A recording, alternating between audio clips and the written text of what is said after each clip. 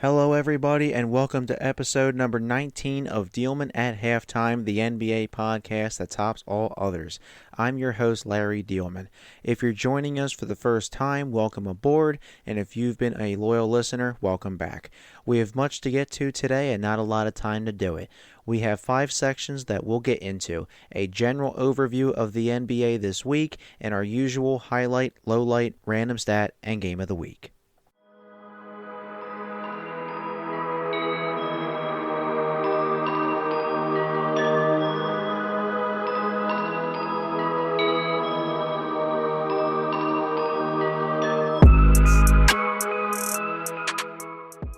Let's get to our content for the week. In last week's episode, we discussed how the Brooklyn Nets fired head coach Jacques Vaughn. The Nets apparently want to address energy and effort under interim coach Kevin Ollie. General Manager Sean Marks mentioned this in a press conference on Tuesday. Quote, "It's about the level of compete," Marks said. "We're not going to be the most talented team in the league. I'm not an idiot. I totally understand that. But at the same time, this is a talented group of young men out there. And my expectations, and I think their expectations, should be to hold each other accountable to do the little things. The effort plays, the loose balls, the contested shots, and so forth, diving on the floor. And that's probably, to be quite frank, some things I haven't seen. The level of effort and the level of compete has not always been there." Yeah, I'd be pretty embarrassed if I was a player and the guys signing my paycheck said that. Isaiah Stewart of the Detroit Pistons has been suspended for 3 games after his altercation with Phoenix's Drew Eubanks. We discussed last week that Stewart punched Eubanks before the Pistons-Suns game on February 14th. He was then arrested for assault, given a citation, and released. He should be eligible to return on Tuesday, February 27th, when the Pistons are in Chicago to face the Bulls. Finally, Golden State Warriors head coach Steve Kerr received a 2-year, $35 million extension, making him the highest-paid coach in NBA history. Kerr is in his 10th season coaching the Warriors, and Golden State is currently 2 games over 500 in the West. After back-to-back special edition episodes, we return to our usual highlight, lowlight, random stat, and game of the week. This episode is entitled Primetime Slot. So, who's raising eyebrows at the moment?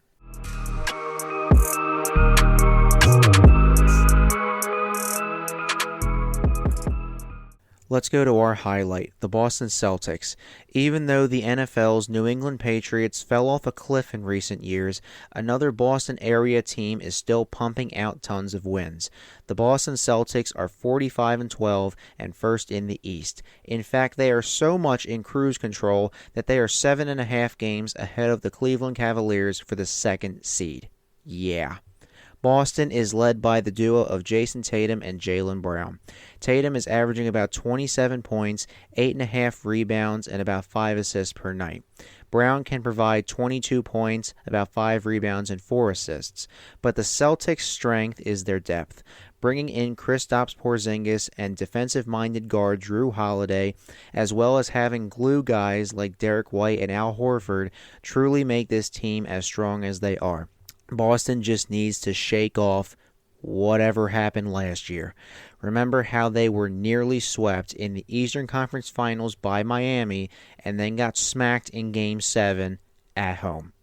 With the way they're playing, I don't think we're going to witness that again, although that would be pretty hilarious if it did. The Celtics will probably clinch home court advantage in the coming weeks. Their next game is on Tuesday, February 27th at 7:30. They will host the Philadelphia 76ers.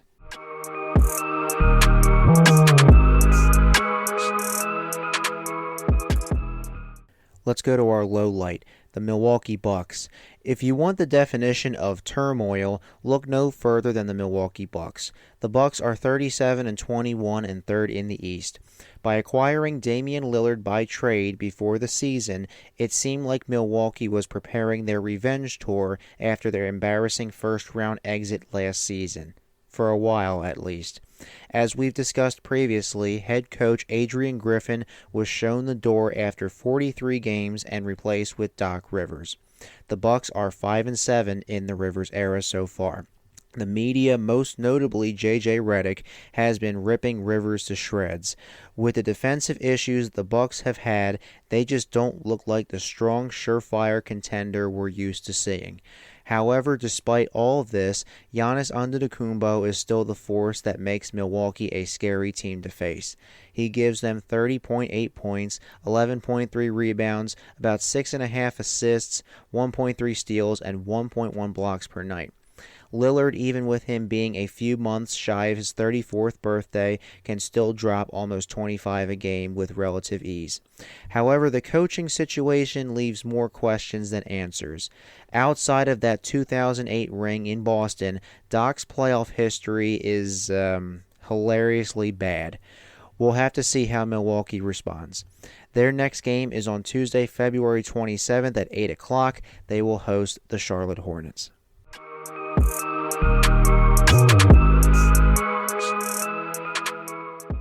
To get more insight into our lowlight this week, we have our fourth guest on Diehlman at halftime. Let's get into it.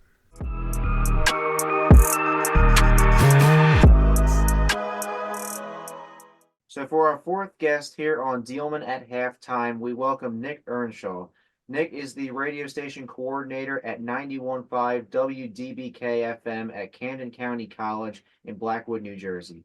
He was also a producer at Odyssey's 94.1 WIP, and he's a contributor to 97.3 ESPN in Atlantic City, New Jersey. He went to Camden County College for 2 years before transferring to Rowan University for his final 2 years and graduating with a communication and media studies degree in 2022. Nick, how are we today? I'm doing great, Larry. I'm so glad you asked me to be on the podcast. You're doing a great job. I know it's like a little bit in its infancy, but you're doing a great job. You've had some great guests on already. I'm excited to be one of your next guests. Can't wait to talk some basketball with you today. Good stuff, good stuff. It's been a while. So, Nick, I wanted to get your thoughts on the Bucks as they've been in the news a lot recently and not necessarily for good reasons. So, the Bucks for this week's episode, they are our low light. So, Nick, first of all, how long do you think Doc Rivers will last in Milwaukee? Adrian Griffin, who came over from Toronto, was dumped after 43 games because of the Bucks' very underwhelming defense. Do you think Doc has a shot at being a long-term answer? Well, it's funny. I'm shocked he wanted to be the answer at all. To be honest, I mean they bring him in mid-season, like you mentioned. Adrian Griffin fired after 43 games. I mean, this was a team still at the top of the standings in the Eastern Conference. Just very odd. Milwaukee right now, in my estimation, is a dumpster fire. Especially a lot of talent they have. It's ridiculous. But they fire their coach, they fire Griffin, they bring in Doc, right? And they bring in Doc Rivers, who now during the All-Star break has gone on the biggest excuse tour I've ever seen in my life. I've never seen a coach come in with all these excuses. So, to answer your final question there, do you think Doc has is a long shot being a long term answer? I don't think he has any shot at being the coach next year. The way he has gone about his business since he has joined the Milwaukee Bucks has been a disgrace. And like he goes out there and says, "Well, it's really hard to take over a team mid-season." Yeah, okay, Doc, that's great. Like, figure it out. You were hired for this job. You're the one who took it, and now you're going out there into the media making all of these excuses on why your team is not winning games. You have Giannis Antetokounmpo, you have Damian Lillard, you have Chris Middleton, you have all this talent on your team, and you're still whining. It's not like you took over a team that was at the bottom of the barrel in the Eastern Conference. This is one of the top teams in the Eastern Conference that should be competing for a title. The fact that Milwaukee wanted to dive into the Doc Rivers business was pretty crazy to me. I'm shocked they did it after they saw what happened to the 76ers over the past few seasons. But just the way he's carried himself, and this year especially, like he did it in Philadelphia and he did it in Los Angeles to an extent, but the complaining about being the coach, like you're the coach, you're supposed to be a leader of men here. You're supposed to lead this team. You are the face, right? And he has done nothing but show himself as not being a leader at all and not being a guy on top and leading the way. So he hasn't set an example there in Milwaukee. I know you have egos to deal with, but Just the way his presence has kind of diminished this team and like put a bad kind of sour taste in people's mouths in Milwaukee. I sit here and I'm just like, there's no way he lasts next season, right? Like I don't know how Milwaukee's brass in the front office and in ownership that they could sit there and be like, yeah, this is the guy we want leading our team going forward with Giannis, a guy who, is one of the best players in the league, an MVP caliber player. So for me, I don't think he lasts very long in Milwaukee just based upon how he's carried himself. So good answers there. And remember, he also said as they were going into the All-Star break about, oh, we have some guys in Cabo. And when he talked to the ownership and they said, like, why are you doing this? And they pretty much said, too bad, buddy, you're it. So a lot of interesting things going on in Milwaukee right now with Doc Rivers. So my next question, Patrick Beverley has been having some Twitter beef with JJ Redick since he was traded from Philly to Milwaukee at the trade deadline. Patrick Beverley and JJ Redick, both being former Sixers. Redick has also criticized Doc Rivers, his former head coach in LA, saying, like you just said, with the excuses and there's never accountability with this guy, and they're going back and forth with stats and all that good stuff. So, what are your thoughts on that situation? I'll start with Pat Beverly. Pat Bev gets traded from Philly, a fan favorite in Philadelphia with the 76ers. Everyone was kind of seemed bummed that he was leaving. He was a vocal leader in that locker room. Just didn't give you much on offense. So I get why the Sixers moved on from him. I personally would have liked to seen Pat Bev stay a Sixer, but that's just me. He goes to Milwaukee, right? And Pat Bev, he loves attention. He has his own podcast. He loves staying in the news, right? So this is a way for him to insert himself in the conversation, promote his brand, promote himself. That's how I look at it a little bit. But also, Pat Bev's going to ride for the team he's playing for, right? Like we've seen it everywhere he's gone. He'll ride for the guys he's with. I think in LA it was a little different. He wasn't. I don't think he was a big fan of being with the Lakers, but with the Sixers, he rode for this team. He would defend them in every which way. And of course, Pat Bev's a leader. He's been in the league for a long time. He's a veteran. Of course, he's going to defend his coach after JJ Redick made some comments about Doc Rivers. So I don't have a problem with what Pat Bev said. I know he started beefing with JJ and, called him out on everything. And he said he saved your career. I get it. It's just banter to me. I don't think it's that deep. I don't think it's that serious. I think it's just Pat Bev inserting himself into the conversation, into the limelight of what's trending. That's the way I took it, in my opinion. But maybe some other people took it a different way. But that's how I looked at it. Pat Bev, he's just gonna ride for his team in general. As for Redick and Doc Rivers, yes, Redick played for him before. I don't have a problem with Redick criticizing because what he said wasn't that far off or far fetched regarding Doc Rivers. I mean, everyone kind of sees it like, hey, Doc Rivers is making all these excuses about everything. I mean, we see it as fans and as in the media, and I can't sit here and disagree with JJ Redick. I don't think it was that harsh. I mean, JJ Redick's now part of the media. He's in the podcast space. He's on ESPN now. Like he's in that space now. So he's gonna criticize people if it's fairly justified. And I think it was justified here. And then you had Austin Rivers come out and talk to and say stuff about JJ Redick. So it's a whole thing. It's just kind of the media world we live in and the landscape. But I don't think JJ Redick was wrong. JJ Redick also brought up something about Doc Rivers saying, hey, players get traded mid-season too. It's pretty difficult. I thought that was a fantastic point that JJ Redick made. Like players get traded mid-season too. They have to adjust to their new franchise. They have to adjust to their new team, new schemes, new plays, new everything. So that happens to players. Doc, I understand coaching's a little bit different, but you don't see players out there making excuses all the time and throwing people under the bus like Doc Rivers had. So I think it was justified what JJ Redick said. Pat Bev just going to defend his coach and insert himself into the conversation because that's just how Pat Bev rolls. So so. Yeah, Patrick Beverley is one of those players like Draymond and Dylan Brooks. You love Yeah. them on your team, and then Yeah. when they're the enemy, you absolutely hate them and mock them at every point they do. Yeah, So, exactly. yeah, some good points there. That situation's been ongoing for the last few days, Mm-hmm. and people were actually saying about Reddick.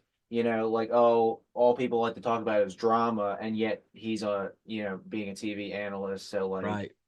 which end are you on, buddy? So, Yeah, like definitely I'll even interesting. add Larry. I'll even add to that. Like he talked about like he can make a video. I think like, I'm paraphrasing. He mentioned like Zion Williamson. He could do a breakdown step by step. Right.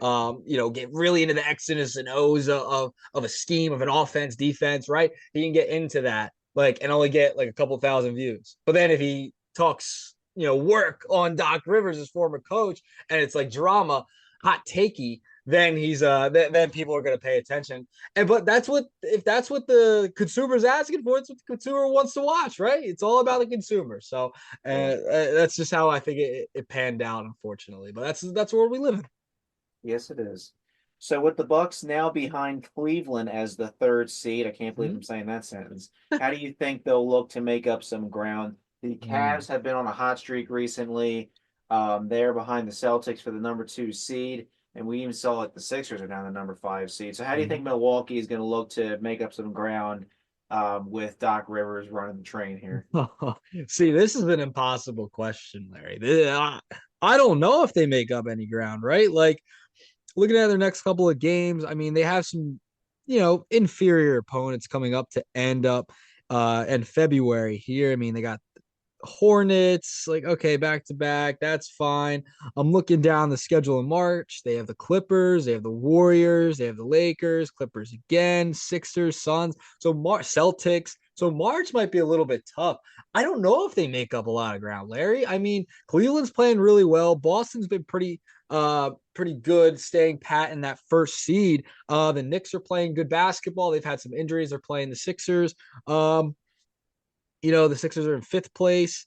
They have, a ton of injuries as well. Embiid, Anthony Melton, apparently he might be coming back soon. So, I don't know. I don't think they make up ground. I don't think they get to the second seed. I don't think they get to the first seed. This is a team with a coach who is kind of throwing his own team under the bus and just complaining of how hard it is to take over a team midseason. Like when your leader is complaining and whining, that doesn't set a great tone for the rest of the season. Now, I get they have Giannis. I get they have Damian Lillard. Maybe the break is good for them. Maybe they find a way to come out of the break and start winning some basketball games, but they just have looked ugly. It seems like they can't do anything right as of late. Heading into the break, they lose to the Heat, they lose to the Grizzlies, two straight heading into the All-Star weekend. They just haven't looked good under Doc Rivers. I mean, Adrian Griffin, they move on from him and go right to Doc, and they just have not looked the same at all. This is a team that was at the top of the conference. Now they're not. They're kind of slipping a little bit. And Doc's not a guy who is good when he's down, right? Like we've seen when he was with the Sixers that he'll be in a series, he'll be up in a series, and then all of a sudden he's down in a series. And when they're down in a series, you don't want Doc Rivers as your coach in crunch time. So I think they'll still be a playoff team. They'll still be a contender, but I don't see them making up much ground, especially with all these teams like the Knicks, Cleveland, really starting to play really good basketball coming down the stretch. And we remember from last year with the Bucks how they went from the number 1 seed to bounced by the Yeah. 8th seed Heat. I mean, Yep. granted, the Heat went to the finals, so they weren't the only team to be embarrassed, but you went down in 5 games to Jimmy Butler and his band of undrafted free agents. So, I mean, that's what got Budenholzer fired. And Yeah. now you have two coaches in 1 year, even though Doc was a consultant, I guess, to start the year, but it's been a crazy ride, and I know you said that maybe they don't make up that ground, and who knows, they could be hosting a team like, I don't know, maybe like the Pacers or something in the Mhm. first round. So we'll see how that pans out. So then to wrap it up, with the way Milwaukee has struggled defensively this season, and with all the drama, do you think the Damian Lillard trade was worth it? I know they gave up Drew Holiday to a rival. They got rid of some pieces. Do you think it was worth it? And do you think that he really has a lot of good years left? Because I mean, Damian Lillard's not, a spring chicken anymore. He's, in his 30s. Does he really does it make a lot of sense to say like the trade wouldn't be worth it if he starts to decline? It's a good question. It's a very good question. So he's in his age 33 season right now.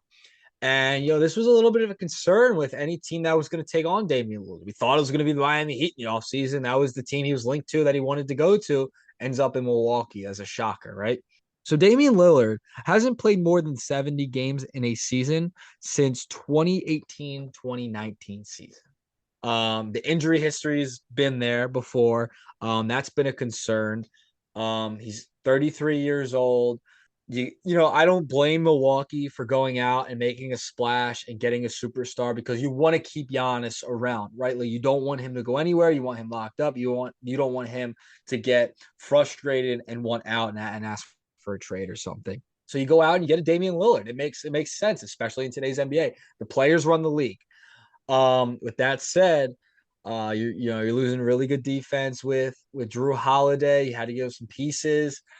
I can't say it wasn't worth it right now because he's still 33, but you have to look at it like kind of like the James Harden situation in the sense of Dame's kind of in the back end of his prime, right? Like he's going to be on the back end. He's still a very, very valuable basketball player, still very good. But is he that same player? Like last year, averaged 32 points per game. This year, only down to 24. And that has something to do with Giannis and Chris Middleton and all these other players that they do have. But you have to wonder, like, okay, you got a player in the back end of his prime.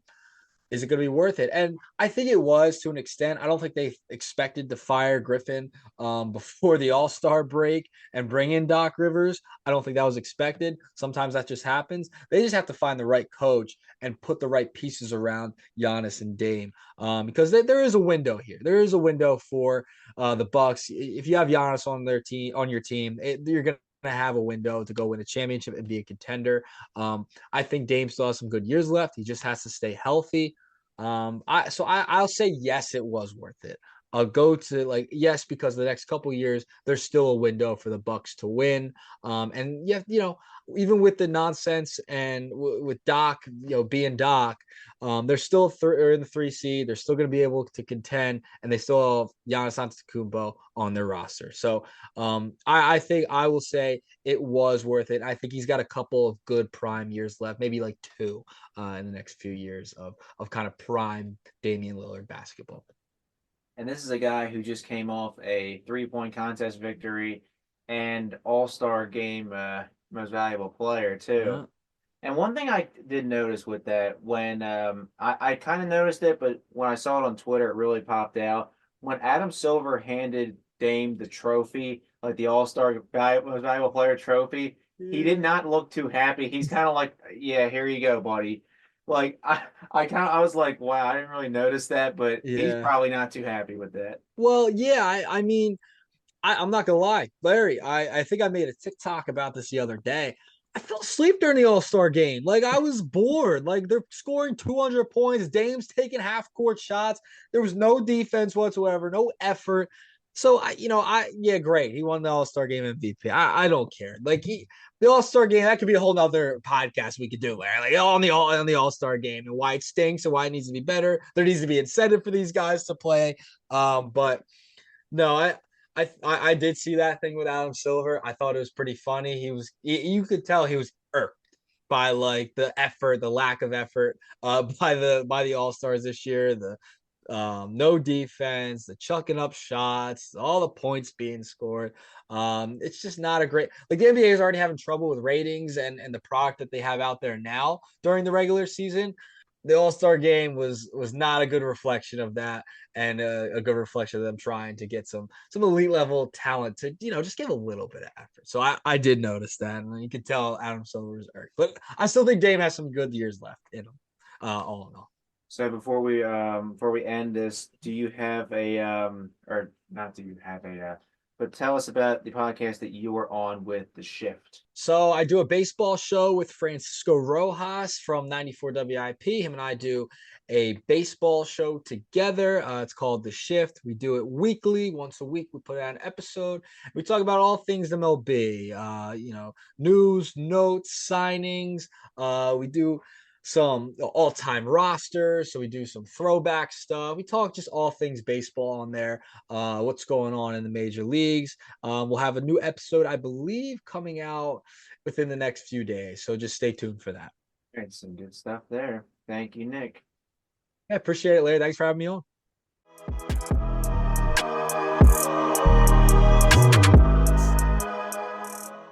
Let's go to our random stat. When Victor Wembanyama was drafted by the San Antonio Spurs in the 2023 draft, many started to think that he'll be on a Hall of Fame path. Although it's too early for those discussions, he did have a good game against the LA Lakers on Friday. At 20 years old, he became the youngest player to record a 5x5 game. This means that he recorded at least 5 points, 5 rebounds, 5 assists, 5 steals, and 5 blocks. This was the 22nd instance of the 5x5, although some players did it multiple times. Hakeem Olajuwon did it 6 times. The last time this happened was in 2019 by Yusuf Nurkic. Wembanyama's stat line was 27 points, 10 rebounds, 8 assists, 5 steals, and 5 blocks. Wembanyama also did this in the shortest amount of time in a 5x5 game, clocking in at 30 minutes and 55 seconds. Yes, folks, there's a reason why fans consider him an alien. At 7 feet 4 inches, it's nearly impossible to get up good shots near him, let alone stop his scoring attack. Wembanyama's Spurs are holding the 3rd worst record in the NBA, and he's still putting up these numbers. Imagine how this will look when they actually become a better team in the future.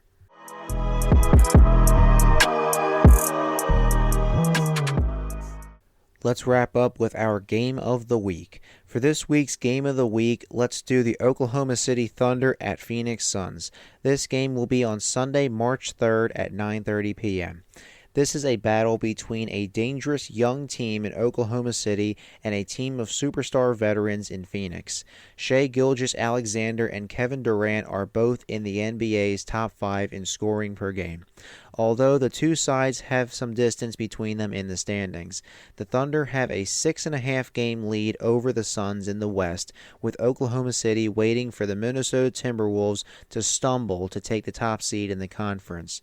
Phoenix's Bradley Beal, who was their top acquisition in the offseason, has missed some games due to a hamstring issue. He completes their big three with Devin Booker and Durant. Jalen J-Dub Williams and Chet Holmgren complete the big three for the Thunder with Gilgeous-Alexander. For this Sunday night primetime matchup, I'll take the Thunder 125-117.